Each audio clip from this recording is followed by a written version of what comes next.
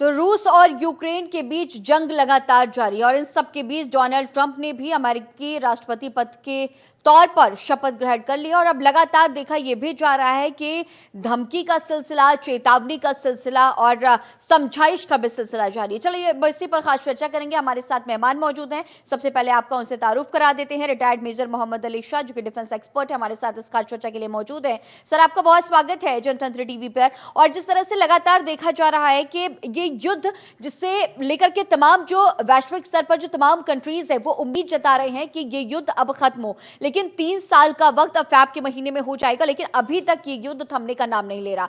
Donald Trump ने कहा था कि जैसे ही वो सत्ता की कुर्सी पर बैठेंगे तुरंत ये युद्ध थम जाएगा, लेकिन फिलहाल कहीं से भी कोई उम्मीदें नजर नहीं आ रही हैं। लेकिन इन सब के बीच समझाइश के भी तौर पर वो तमाम बातें कह रहे हैं और इसके साथ ही चेतावनी भी दी है कि अगर पुतिन वार्ता की मेज पर नहीं पहुंचते हैं तो तमाम तरह के प्रतिबंध अमेरिका की तरफ से लगाए जाएंगे। कितना इम्पैक्ट? जी बिल्कुल, बल्कि उनके जो सोशल मीडिया प्लेटफॉर्म है, ट्रूथ सोशल प्लेटफॉर्म, उसपे भी पुतिन साहब ने ये भी लिखा था कि अभी टाइम हो गया है एक डील करने का। ट्रम्प साहब एक कामयाब बिजनेसमैन रह चुके हैं, तो लोग उम्मीद लगा रहे हैं, बड़ी बड़ी डील्स उन्होंने लगाई हैं, क्रैक करी हैं, तो लोग उम्मीद भी लगा रहे हैं क्योंकि उन्होंने बड़ी बड़ी डील लगाई हैं, यहाँ पर भी वो डील शायद क्रैक कर दें। उन्होंने ये भी कहा है कि भाई 24 घंटे में वो जंग को खत्म कर सकते हैं, और लेकिन अभी आने के बाद हालांकि वो हिंदुस्तान आ रहे हैं, अभी बड़ी अच्छी बात है, उन्होंने ये ऐलान किया है पहले दिन क्या पहले घंटे में ही ऑफिस आने के लिए। उनको मैं बहुत बहुत स्वागत है, हिंदुस्तान आइए। लेकिन देखिए, अब ये बात ये है कि ट्रम्प साहब क्या रियल में एक्चुअल में ये जंग खत्म कर पाएंगे। अगर ये खत्म नहीं कर पाए तो लोगों का एतबार उठ जाएगा, लोग बोलेंगे अरे तो वही है बयानबाजी जो एक नेता इलेक्शन से पहले करता है कि मैं ये कर दूंगा वो कर दूंगा, उसके बाद फिर उसके बारे में कोई नाम नहीं लेता है। अगर वो स्ट्राइक कर पाए पीस डील तो ये बहुत बड़ी कामयाबी उनके हाथ लगेगी और पूरी दुनिया दाग देगी इस बात का, क्योंकि जैसे कि आपने बताया कि 30 महीने हो गए हैं और अब तक कोई सुराग नहीं निकला है कि भाई कब कैसे कैसे कलर कब, बल्कि अभी फरवरी आने वाला है, ये हो जाएंगे इसके 3 साल, तो ये बहुत ही खराब चीज है। और बल्कि अब देखिए डोनाल्ड ट्रम्प साहब, अब देखते वेट एंड वॉच वाली स्थिति है अब, लेकिन दोनों चीजें हो सकती हैं। एक तो ट्रम्प साहब शायद कामयाब हो जाएं, शायद कामयाब ना हो। अब बात रही सैंक्शंस की, पाबंदियों की, ये उनपे रोक टोक लगाएंगे रूस के ऊपर, क्या रूस को फर्क पड़ने वाला है? उनको नहीं फर्क पड़ने वाला है। अमेरिका धमकी दे सकता है और दिल के कोने में हर कोई चाहेगा शांति हो जाए। रूस अभी इस पोजीशन पे नहीं है कि ज्यादा वो चूज कर सके, क्योंकि वो जंग में है, और जंग यूक्रेन को तो भारी मदद मिली बहुत सारी, लेकिन रूस को तो कोई भारतीय ताकतें ऐसी कोई खास मिली नहीं है, तो इकोनॉमी दोनों की डाउन होती है यहाँ पर। तो अभी देखना ये है कि क्या ट्रम्प साहब अपने इस डील में कामयाब होते हैं कि नहीं होते हैं। जी सर, एक और बड़ा अहम सवाल कि इसके पहले भी हमने लगातार देखा था कि जब पुतिन को जब कोई चेतावनी के तौर पर कोई बात कहता है तो उनकी जो बौखलाहट है वो और ज्यादा निकल के सामने आती है। इसके पहले भी इस तरह के हमने बयान देखे थे ट्रंप के और सीज फायर की भी बातें कही गई थी, लेकिन अगले ही पल हमने देखा कि 24 घंटे का वक्त भी नहीं गुजरता है कि यूक्रेन की तरफ से हमले किए जाते हैं और उसके बदले में, क्योंकि जिस तरह से यह भी देखा गया था कि 5 दिन तक रशिया के कई ऐसे शहर थे जो जल रहे थे, जिस पर आग पर काबू पाने की कोशिश में 5 दिन का वक्त लग गया था, और इसकी जो बौखलाहट थी पुतिन की वो साफ तौर पर देखी गई जब उसने यूक्रेन पर ताबड़तोड़ हमले किए। तो अब सीज फायर की उम्मीद जिस तरह से कयास लगाए जा रहे हैं और इन सब के बीच ये जो चेतावनी के तौर पर ट्रंप तमाम बातें कह रहे हैं, क्या उससे बड़ा, हालांकि आपने एक जिक्र भी कर दिया है कि इससे रशिया को या पुतिन को बहुत ज्यादा असर नहीं पड़ेगा, ये जो प्रतिबंधों की बात अमेरिका की तरफ से कही जा रही है, लेकिन इसके साथ ही बौखलाहट क्या देखी जा सकती है इन सब के बीच? क्योंकि जिस दिन हमने ये भी देखा था जब राष्ट्रपति पद की शपथ ग्रहण कर रहे थे डोनाल्ड ट्रंप, उसके पहले ही शुभकामनाएं भी दी थी पुतिन ने और यह भी कहा था कि वो इसके लिए वार्ता की मेज पर पहुंचने के लिए तैयार हैं, हालांकि यूक्रेन भी सामने आना चाहिए। तो इस तरह की बातें उन्होंने कही भी थी।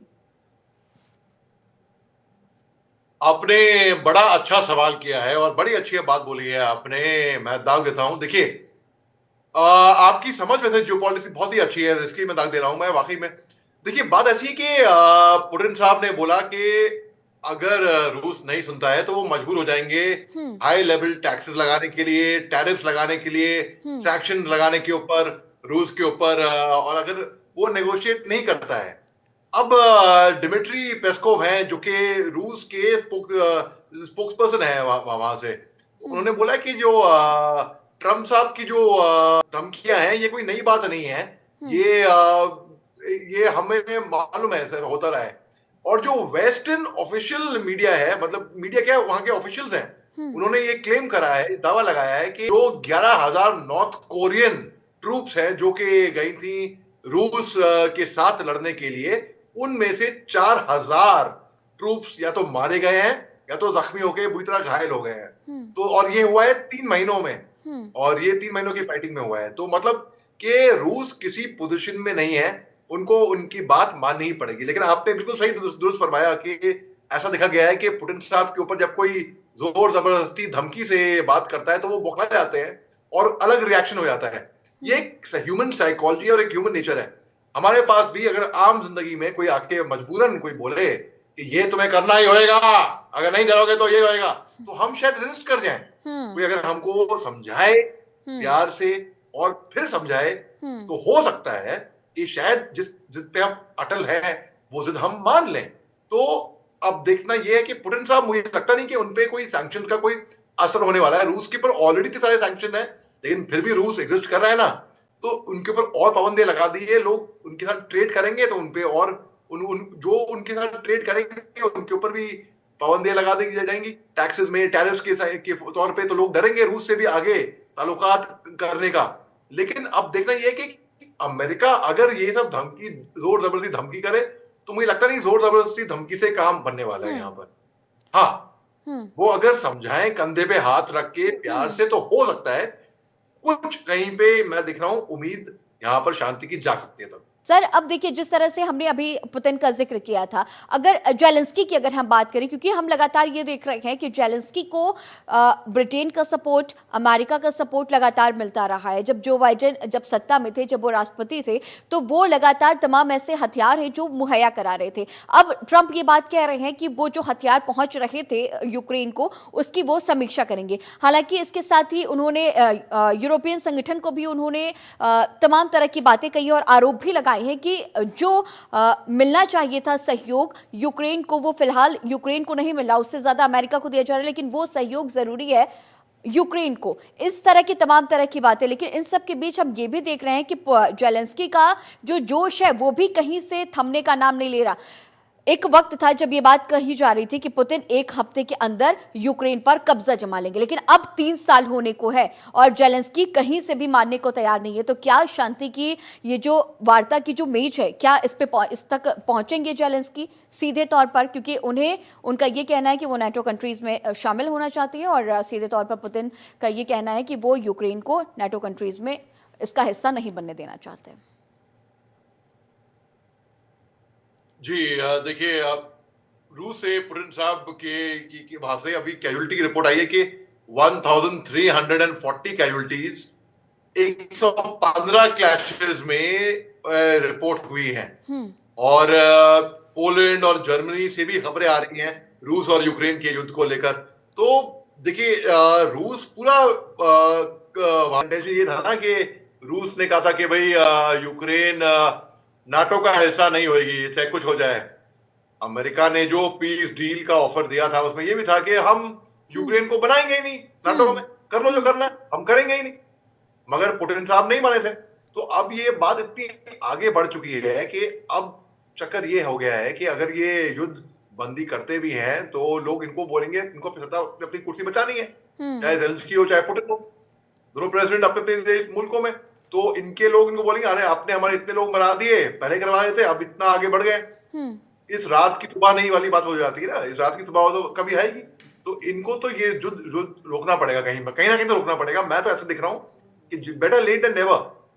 कभी ये, भला ये 3 साल होने वाले हैं तकरीबन अभी अगले महीने, लेकिन अभी नहीं रोकेंगे तो कब रोकेंगे? फिर ये चलते रहेगी। मिलिट्री, प्रेसिडेंट पुतिन ने इसको मिलिट्री एक्शन का करार दिया, तो मिलिट्री एक्शन के तहत को कहते हुए चलता आएगा, चलता आएगा, चलता आएगा। तो इसको कहीं ना कहीं तो इसमें एक युद्ध विराम होना पड़ेगा। तो अब यूक्रेन नाटो में नहीं आ रहा है, खुश, लेकिन इससे ये भी दर्शाता है कि हो सकता है रूस की मंशा केवल यूक्रेन को नाटो में रोकने की नहीं थी, हो सकता है इसके आगे की भी मंशा हो। जैसे कि 2014 में हमने देखा कि जब रूस ने क्रेमलिन पे पूरा हथिया लिया था, बल्कि German German chief of naval staff भी हिंदुस्तान आए थे 2 एक साल पहले। उन्होंने यूएसए में एक लेक्चर भी दिया था जो कि लाइव स्ट्रीमिंग हुई थी। उन्होंने कहा था कि अब क्रिमिया को अब ये भूल जाएं, अब ये वापस हथिया नहीं पाएंगे, वापस ये गया काम से। तो इनको जाते ही जर्मनी में अपना इस्तीफा देना पड़ा, अपनी नौकरी से गंवाना पड़ा, इतने अच्छे ऊंचे ओहदे पे पहुंचने के बाद। तो अगर रूस फिर भी इस बात से नहीं मान रहा कि यूक्रेन नाटो में नहीं आएगा, तो यानी कि रूस की और मंशा कोई नहीं होगी कोई। तो देखते हैं अभी कि रूस पे कितना असर पड़ेगा। मुझे लगता है हालांकि रूस की तरफ से रिस्पॉन्स भी आया है अमेरिका का, कि उन्होंने सीरियसली नहीं लिया है अमेरिका की थ्रेट। अमेरिका थोड़ी बहुत अपनी जुगलबंदी, अपनी क्या बोलते हैं, अपने ट्रूप्स को यहाँ से वहां लगाएगी, रिडिप्लॉय कराएगी। मगर देखते हैं कि असली में, क्योंकि बूट ऑन ग्राउंड तो उन्होंने उतारा नहीं अब तक अमेरिका ने। हालांकि नाटो का सपोर्ट भी मिला इनको, यूक्रेन को, without being a member of NATO. तो अब ये देखना है कि क्या यूक्रेन कुछ कर पाएगा इसमें, या क्या रूस इनकी बात सुनेगा यहाँ पे या नहीं सुनेगा। सर, ट्रेड्स की अगर बात करें तो कितना इम्पैक्ट, कितना असर न सिर्फ रशिया और यूक्रेन पर बल्कि आसपास जो भी इनसे सटे और भी तमाम जो कंट्रीज हैं उन पर? देखिए, इसमें इस जंग में कई सारे जो पड़ोसी मुल्क हैं, ये तो अफेक्ट हुए ही हुए हैं। जैसे कि आपको मैं एग्जांपल देता हूँ, बेलारूस ने खुल के अपनी बीएमपी टैंक्स भेजे इसमें रूस के सपोर्ट में। और जो पोलैंड हो गया, जो यूक्रेन के आजू बाजू जो पड़ोसी मुल्क हैं, वो भी इफेक्ट हुए हैं इसमें। और जैसे कि चेकियन लड़ाके उतारे गए थे इस लड़ाई में भी, और नॉर्थ कोरिया के लड़ाके आए, तो अन्य मुल्क से भी लड़ाके आए, अलग अलग मर्सनरीज, हर साम दाम दंड भेद। हमने देखा एक रूसी बड़ा लंबा काफिला पहुंचा था। ये अनुमान लगाया जाता कि यूक्रेन में बस कीव पे हमला कर लेंगे, कुछ घंटों की बात है, ये हो जाएगा वो हो जाएगा। फिर खबरें इसकी कम हो गई थी आने की। अब चक्कर ये है कि यूक्रेन और रूस का जंग इतने आगे जा चुका है, इतनी कैजुअलिटी हो चुकी है दोनों तरफ से। अब बात रहती है केवल पॉलिटिकल कुर्सी की, कि अपनी पॉलिटिकल कुर्सी कौन कितना लंबे वक्त तक बचा पाएगा। निश्चित तौर पर सर, तो तमाम तरह के सवाल हैं और देखना यही होगा कि क्या डोनाल्ड ट्रंप जिस तरह से तमाम बातें पहले भी कहते नजर आए हैं और अब कह रहे हैं, उसका कितना असर आने वाले वक्त में देखा जाएगा, और सीज फायर कब होता है ये भी देखने का एक बड़ा विषय बन चुका है। आपका हमारे साथ इस खास चर्चा में बने रहने के लिए बहुत शुक्रिया। तो इस वक्त दुनिया की नजर रूस और यूक्रेन के बीच चल रहे युद्ध पर है और तमाम तरह के सवाल खड़े हो रहे हैं कि आखिरकार रूस और यूक्रेन युद्ध के बीच कब सीज फायर होगा। अमेरिका के राष्ट्रपति डोनाल्ड ट्रंप तमाम तरह की बयानबाजी करते हुए नजर आ रहे हैं, प्रतिबंध की बातें कह रहे हैं, चेतावनियां देते हुए नजर आ रहे हैं, और इसके साथ ही ये भी कह रहे हैं कि पुतिन समझदार है। तो आने वाले वक्त में ये युद्ध कब थमेगा, पुतिन और जेलेंस्की की तरफ से किस तरह से वो लोग शांति की वार्ता के लिए आगे आएंगे, ये देखने वाली बात होगी। आज के हमारे इस खास पेशकश में फिलहाल इतना ही। खबरों का सिलसिला लगातार जारी रहेगा। बने रहिए जनतंत्र टीवी के साथ। नमस्कार।